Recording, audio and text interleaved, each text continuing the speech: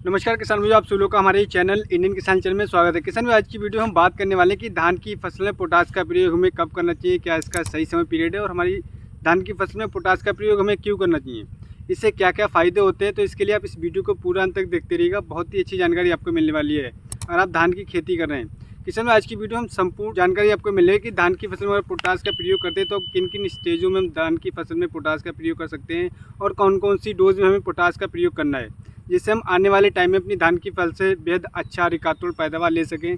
तो इसके लिए आप इस वीडियो को स्किप बिल्कुल मत करिएगा और ये वीडियो को पूरा अंत तक लास्ट तक देखते रहिएगा, बहुत ही अच्छी जानकारी मिलने वाली है।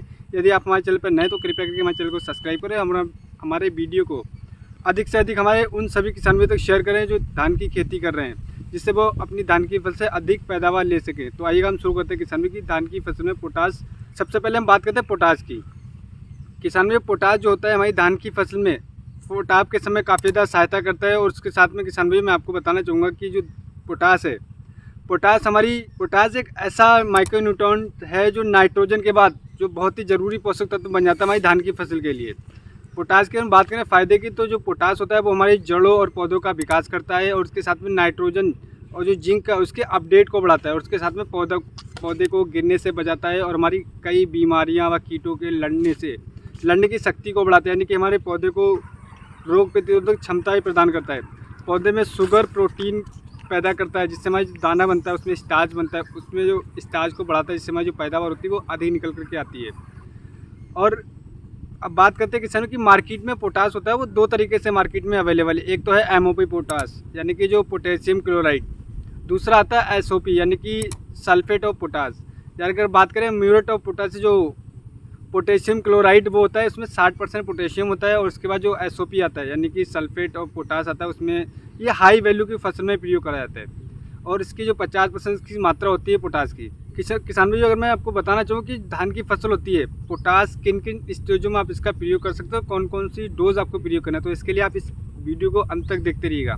क्योंकि किसान भाई पोटास एक ऐसा पोषक तत्व है जो कि हमारे धान की फसल में 80 प्रकार की ग्रोथ एंजाइम को बढ़ाता है, जिससे जो हमारी पैदावार होती है वो कहीं ना कहीं अधिक निकल करके देने में काफ़ी ज़्यादा सहायता करता है।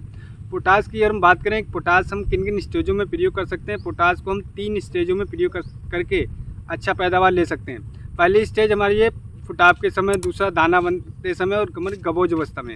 इन 3 अवस्था में अगर हम पोटास का प्रयोग करेंगे तो अपनी धान की फसल से बेहद अच्छा पैदावार ले सकते हैं, जिससे कि जो हमारे धान होता है उसका फुटाव एक साथ करता है। जो अगर आप पोटास का प्रयोग करें तो फुटाव आपके धान की फसल में एक साथ देखने को मिलेगा और उसके साथ में जो समझो बाली के साइज़ को काफ़ी ज़्यादा लंबा करने में सहायता करता है, क्योंकि हमारी देखा हो कि बाली छोटी रह जाती है, तो पोटास की कमी से ये भी ज़्यादा काफ़ी अधिक परेशानियाँ देखने को मिलती हैं। तो इन 3 स्टेजों में किसान आप धान की फसल में पोटास का प्रयोग कर सकते हैं। किसान में एक चीज़ मैं और बताना चाहूँ, काफ़ी हमारे किसान में पोटास का प्रयोग रिटेलर के कहने पे करते हैं, जैसे कि रिटेल जो होते हैं रिटेलर जैसे बता देते हैं उसी तरीके से पोटास का प्रयोग कर देते हैं। काफ़ी हमारे किसानों के कमेंट आते हैं जिस वजह से उनकी फसलें बर्बाद हो गई हैं। तो किसान भी ऐसा आपको बिल्कुल नहीं करना। अब बात करते हैं क्या इसकी डोज रखना है, क्या इसकी मात्रा रखना है। अगर आप इस तरीके से करेंगे तो आप अच्छा रिजल्ट ले पाएंगे। किसान भी जैसे मैं आपको बताना चाहूँगा कि पोटास जो हमारी धान की फसल गबोज अवस्था में आप किसी सीस ब्लाइट या किसी भी कीटनाशक का प्रयोग करें तो उस समय पर आप NPK 05234 का प्रयोग कर सकते हैं। और उसके साथ में किसान भाई जब आपकी बालियाँ निकल आई हो 10 से 15%, तो उस समय पर किसान भाइयों आप पोटास का प्रयोग NPK 0050 का कर सकते हैं। दूसरा, हमारे किसान भाई जब हम पहली खाद का प्रयोग कर रहे होते हैं तो उस समय पर हमारी धान की फसल में पोटास का बहुत ही ज़्यादा ज़रूरी पोषक तत्व बन जाता है हमारी धान की फसल के लिए। क्योंकि जब आप पहली यूरिया का प्रयोग कर रहे होते हैं तो उस समय पर आप पोटास का प्रयोग करेंगे तब आप अपनी धान की फसल से बेहद अच्छा पैदावार ले सकते हैं। क्योंकि आपको मात्रा की बात करें किसान भाइयों, तो जैसे कि आप पहली यूरिया लगा रहे हैं तो उस समय पर आपको कम से कम 25 से 30 किलोग्राम एमओपी पोटास लेना है और उसके साथ में आपको पहली खाद में दे देना है। अब बात करते हैं कि अगर आप गबोज अवस्था में या फिर आप बालियाँ निकलने के बाद अगर आप दे रहे हैं, जैसे कि गबोज अवस्था की बात करें तो गबोज अवस्था में आप NPK 05234 का प्रयोग कर सकते हैं 1 से 1.5 किलोग्राम प्रति एकड़। और जब आपकी बालियाँ 10% निकल आई हैं तो उस समय पर आपको NPK 0050 का प्रयोग करना है। इन 3 तरीक़ों से अगर आप पोटास का प्रयोग करेंगे किसान भाई तो अपनी धान की फसल से आपकी जो बालियाँ आएंगी, बालियों का फुटाव एक समान होगा, आपका जो पत्ता होगा वो पीला दिखाई नहीं पड़ेगा और आपकी जो बालियाँ होंगी वो शानदार चमकीली दिखाई देंगे। आपकी बाली में जो दाना होगा वो मोटा चमकीला दिखाई देगा, तो आप मार्केट वैल्यू आपकी बढ़ जाएगी, आपका प्राइस भी आपको अधिक मिलेगा। तो इस तरीके से आप पोटास का प्रयोग करके किसान भाइयों धान की फसल से बेहद अच्छा रिकातोड़ पैदावार ले सकते हैं। तो उम्मीद करता हूँ किसानों में मैं आपको एक सही और एक सटीक जानकारी दे पाया हूँ। और हमारी वीडियो आपको पसंद आई तो हमारे चैनल को सब्सक्राइब करना बिल्कुल मत भूलिएगा और हमारी वीडियो को अधिक से अधिक शेयर करिएगा।